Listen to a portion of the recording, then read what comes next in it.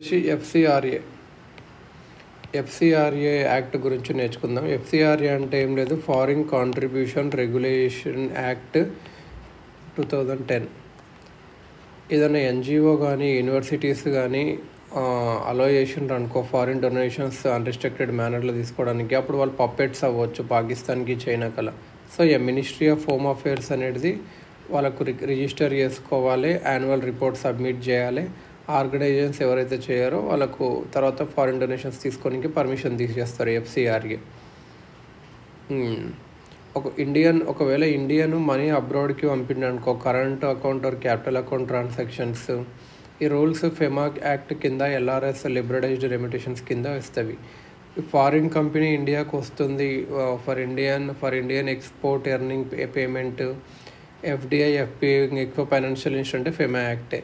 ఈ foreign company coming to India for matters other than అంటే invert donation కానీ remittance కానీ ఇవ్వడానికి ఎఫ్సిఆర్ఏ ఆన్ రెమిటెన్స్ ఎంత మనీ ఇండియన్ రిసీవ్ చేసుకోవచ్చు వాళ్ళ రిలేటివ్స్ ఎవరైతే అబ్రాడ్లో ఉన్నారో అథారిటీస్కి చెప్పకుండా, అంటే 10 lakhs. సో ఇంకా మారుస్తూ ఉంటారు. దీనివల్ల ఏంటంటే is of receiving money without legal paper work, more dollars to India, prevents more fall of rupee. Currency war అంటే ఏంటంటే చైనీస్ అథారిటీస్ ఏం అనౌన్స్ చేశారంటే వాళ్ళు మేము మ్యానిపులేట్ చేయము కరెన్సీ ఎక్స్చేంజ్ రేట్ని, ఓన్లీ ఇంటర్ఫియర్ అవుతాము ఎప్పుడైతే అది ఒక పర్సంటేజ్ చేంజ్ అవుతుందో ప్రీవియస్ డేట్స్ కన్నా. కానీ 2018లో people bank of China easy or cheap money policy promote చేసింది. దానివల్ల మోర్ యువాన్ మార్కెట్లోకి వదిలింది, లోన్స్ చీపర్ చేయడానికి, డొమెస్టిక్ మార్కెట్లో కన్జంప్షన్ డిమాండ్ గ్రోత్ పెంచడానికి. కానీ వేరే side US feds tight policy చేయడం వల్ల డాలర్ సప్లై అనేది తగ్గుతుంది. సో డాలర్ అనేది ఇంకా ఎక్స్పెన్సివ్ అవుతుంది against other currencies. So supply of Yuvan పెంచడం వల్ల, రెడ్యూస్డ్ సప్లై ఆఫ్ డాలర్ వల్ల Yuvan weakening to almost $1 equal to 7 yuan. Trump ఏం అలర్ట్ చేశారంటే యువన్ అనేది డెలిబరేట్గా వీకెండ్ చేశారు చైనీస్ ప్రోడక్ట్ చీప్ ఉండడానికి గ్లోబల్ ట్రేడీలో. రష్యా అండ్ జపాన్ కూడా అలానే కరెన్సీ వార్ తన యుఎస్ మీద చేసావని చెప్పి అక్యూజ్ చేశాడు. Currency war fall of Indian rupee and RBI's response. Turkey అనేది హై ఇన్ఫ్లేషన్తో సఫర్ అవుతుంది, కరెంట్ క్యాపిటల్ డెఫిసిట్తో కూడా పొలిటికల్ టర్మోయిల్తో. యుఎస్ స్పోర్ట్స్ అనేది అప్పుడు హౌకిష్ మానిటరీ పాలసీ చేస్తున్నప్పుడు డాలర్ సప్లై అనేది తగ్గుతుంది, డాలర్ అనేది ఎక్స్పెన్సివ్ అవుతుంది వేరే కరెన్సీస్కి. ఈ అట్మాస్ఫియర్లో foreign investor in Turkish companies ఎవరైతే feared Turkish companies will not be able to repay their loan in dollar కరెన్సీని భయపడి ఫారిన్ ఇన్వెస్టర్స్ వాళ్ళ షేర్స్ అన్ని టర్కీ మార్కెట్లో ఉండవి అమ్మేసి ఆ కరెన్సీని తెచ్చుకొని డాలర్స్లాగా మార్చి టర్కీ నుంచి వెళ్ళిపోయారు.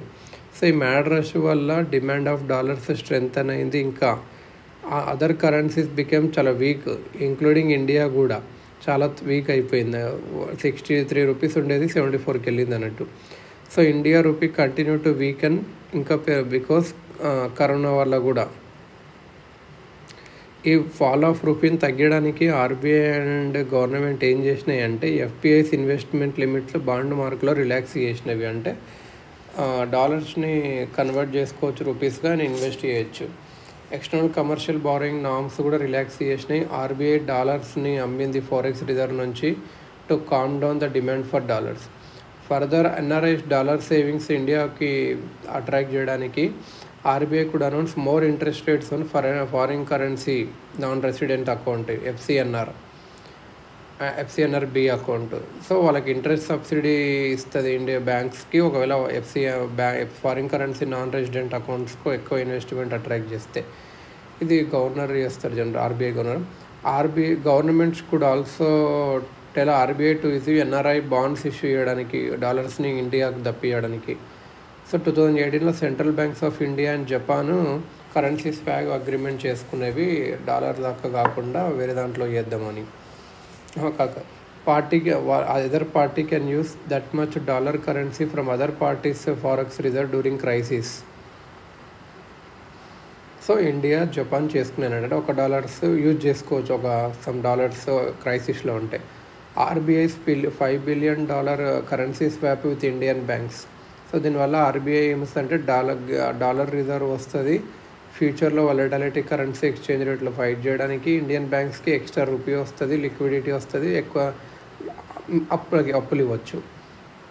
కానీ కరోనా అప్పుడు సెన్సెక్స్ తగ్గిపోయింది. So foreign portfolio investors shares అమ్మేసి వాళ్ళ రూపీని డాలర్లో కన్వర్ట్ చేసుకొని యూఎస్కి వెళ్ళారు. వాళ్ళ బాండ్స్లో యూఎస్ ట్రెజరీ బాండ్స్లో వేయడానికి యూఎస్ ట్రెజరీ అనేది సేఫ్ కాబట్టి. సో అక్కడ ఏమైందంటే గ్రేట్ షార్టేజ్ ఆఫ్ డాలర్స్ వచ్చింది. ఇవి ఆర్బీఐ కానీ సప్లై చేయకపోతే ఇంకా రూపీ పడిపోద్ది. సో ఆర్బీఐ ఏం చేసిందంటే డాలర్ స్వాప్ చేసింది బ్యాంక్స్తోన. Bank shall buy US dollars from a reserve bank and simultaneously agree to buy same amount of US dollars at the end of swap period. ఇదన్నట్టు 2020లో అప్పుడు ఏమైందంటే current account surplus వల్ల FPI FDI పెంచారు. So inflow of dollars పెరిగింది, rupee strong అయింది, exchange rate stable అవ్వదు, exporter suffer అవుతారు stronger rupee వల్ల. Stronger rupee అనేది బ్యాడ్ ఫర్ ఎక్స్పోర్టర్. సో అప్పుడు ఆర్బీఐ ఏం చేసింది, డాలర్స్ని పర్చేజ్ చేసి రూపీస్ని అమ్మింది. ఇది జరుగుతూ ఉంటుంది అన్నట్టు. ఆర్బీఐ గవర్నమెంట్ మెజర్ ఏంటంటే రూపీని ఫాల్ చేయకుండా ప్రివెంట్ చేయడానికి ఏంటంటే RBI foreigners deposit in Indian బ్యాంక్ని CRR/SLRకి వెళ్ళి ఎగ్జామ్ చేస్తుంది. సో దానివల్ల ఏంటంటే బ్యాంకర్స్కి ఒక మంచి అట్రాక్టివ్ డిపాజిట్ ఇంట్రెస్ట్ రేట్స్ ఇవ్వడానికి వస్తుంది. దానివల్ల డాలర్ ఫ్లో పెరుగుతుంది, స్టేబుల్ రూపీ ఉంటుంది, prevent weakening of rupee. RBI ఇంకా కమర్షియల్ బ్యారింగ్ పెంచింది, ఇంతకుముందు చూసాం, ఇలా అన్నీ చేస్తుంది. రూపీ రబుల్ అగ్రిమెంట్ అంటే ఏంటంటే ఇండియా అనేది ఇరాన్తో ఒక ప్యాక్ట్ చేసుకుంది, క్రూడ్ ఆయిల్ని ఎలా పే చేయాలి, క్రూడ్ ఆయిల్ బిల్ అని చెప్పి రూపీ కరెన్సీలను పే చేస్తామని చెప్పి. సో ఆ కంపెనీ ఏం చేస్తుంది అంటే ఇరానియన్ కంపెనీ ఒక ఇండియాలో ఒక బ్యాంక్ అకౌంట్ ఓపెన్ చేస్తుంది. ఇండియన్ ఆయిల్ కంపెనీస్ అనేవి పేమెంట్స్ రూపీస్లో, Indian oil companies will make payments రూపీస్లో చేస్తాయి, ఇరానీ రూపీస్ని ఇంకేదైనా కొనడానికి యూజ్ చేస్తుంది అన్నట్టు. సో దీనివల్ల డిమాండ్ ఆఫ్ డాలర్స్ తగ్గిపోతుంది. లేక తర్వాత అమెరికన్ ప్రెజర్ వల్ల మన వెనక్కి వెళ్ళాము డీల్ నుంచి. రష్యా కూడా రూపీ రబుల్ ట్రేడ్ అగ్రిమెంట్ చేయాలనుకుంది, ఇండియన్ రష్యన్ ఇంపోర్ట్స్కి కూడా అలా వేయాలని. సో ఇలా ఇంకో కాన్సెప్ట్ ఏంటంటే quantitative easing and federal tapering.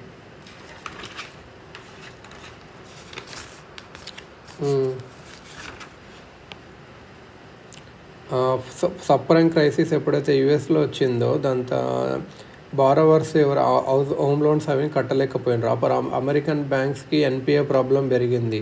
So వాళ్ళకి హెల్ప్ చేయడానికి యుఎస్ ఫెడరల్ రిజర్వ్ ఏం చేసింది, కొత్త డాలర్స్ ప్రింట్ చేసింది. ఆ డాలర్స్ని ఏదైతే టాక్సిక్ అసెట్స్ ఉంటాయో కొనడానికి వాడింది అన్నట్టు. దాన్ని మోర్టేజ్ బ్యాక్డ్ సెక్యూరిటీస్ కూడా అంటారు, MBS. సో దానివల్ల డాలర్ సిస్టమ్ పెరిగింది. దీన్నే క్వాంటిటేటివ్ ఈజింగ్ అంటారు, quantitative easing. American central bank గ్రాడ్యువల్గా ఏం కట్ చేసింది, టాక్సిక్ అసెట్ పర్చేసింగ్ ప్రోగ్రామ్ బానేసింది. దీనివల్ల less quantity of dollars issue అయినవి, దీన్ని ఫెడ్ ట్యాపరింగ్ అంటారు. దీనివల్ల రిజల్ట్ ఏమైందంటే షార్టేజ్ ఆఫ్ డాలర్స్ వచ్చింది, లోన్స్ అనేవి ఇంకా ఎక్స్పెన్సివ్ అయినవి. అమెరికన్ ఇన్వెస్టర్స్ ఏం చేశారు, వాళ్ళ షేర్స్ బాండ్స్ అనేవి అదర్ కంట్రీస్లో అమ్మి డాలర్స్ తీసుకుపోయారు యూఎస్ఏకి. ఈ ఫెనోమినాని ట్యాపర్ తంత్రం అంటారు. దీనివల్ల అదర్ కరెన్సీస్ చాలా వీక్ అయిపోయినవి. కరోనా టైంలో అమెరికన్ సెంట్రల్ బ్యాంక్ అగైన్ మళ్ళీ started purchase of wands to increase money supply in market. So దాన్ని అలానే అనుకున్నారు, మళ్ళీ ఏమైనా అవుతుందా అలానే అని. So quantitative easing and federal tapering అంటే ఇది.